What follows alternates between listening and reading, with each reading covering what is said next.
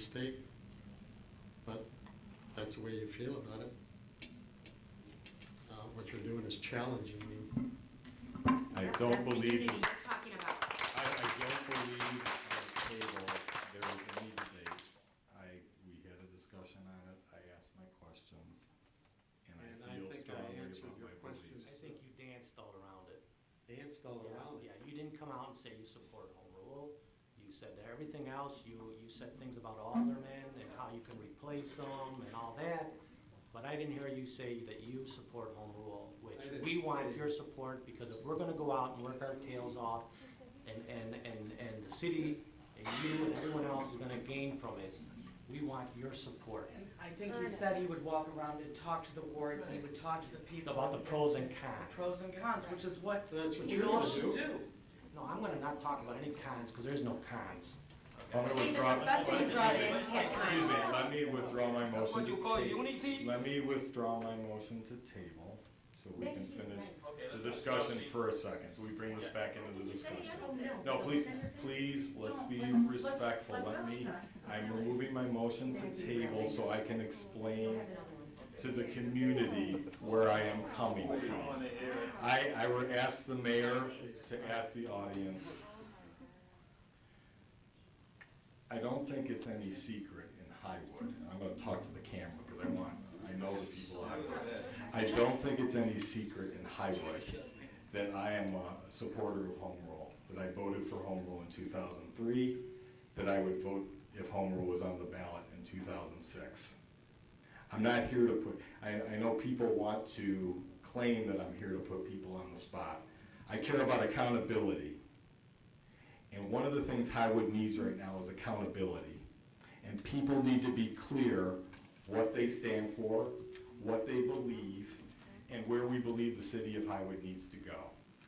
In the 2003 home rule election, me and a number of people in this room, a number of people throughout the city of Highwood worked diligently to try to give a compelling argument to this community that home rule should be adopted. It lost by 14 votes. One might wonder why I remember these things. Well, I worked so hard, others with me worked so hard. It lost by a net 8 votes. If 8 people would have changed their vote, home rule would have passed. I know for a fact, and one of the things I learned, that this is a very hard issue to understand. Nobody wants to talk about raising their taxes. Nobody wants to talk about what it means to give their local government power. But I know one thing, is that we've gone 1 year here where we have people on this council, we have the mayor, we have the treasurer, and I'll take some of that accountability too, where I don't believe the city's made any progress. And a lot of that's because we are not substantively talking about the issues and trying to work together as a community. So now I see a situation like this. We are 2 months from the November election. If home rule fails, so let's make it clear for everybody. If we put home rule on the ballot and home rule fails, we must wait at least 2 years to put it back on the ballot. We don't have 2 years. We can't put home rule on the ballot if it is at risk.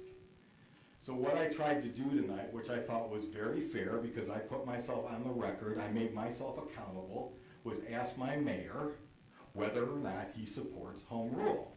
The answer from my mayor was, and I'm trying to be respectful here, I support placing it on the ballot. That was not my question. My question was, and what I want to know is, will the mayor support home rule? Will he vote yes for home rule? Will he talk to our neighbors and explain why it's important to have home rule? It doesn't mean not talking about the pros and cons. I can spend hours talking about pros and cons. I also, when we had the 2003 election, we brought in outside experts, and I made sure when we had our public meeting that they would talk about the pros and cons. There was nothing held back. There was nothing sugar-coated. This is about telling the truth to the community. But that said, passing home rule takes the support of the mayor and this council. And if we put it on the ballot without the mayor showing his support, I feel that we risk it not passing, and we cannot afford to do that.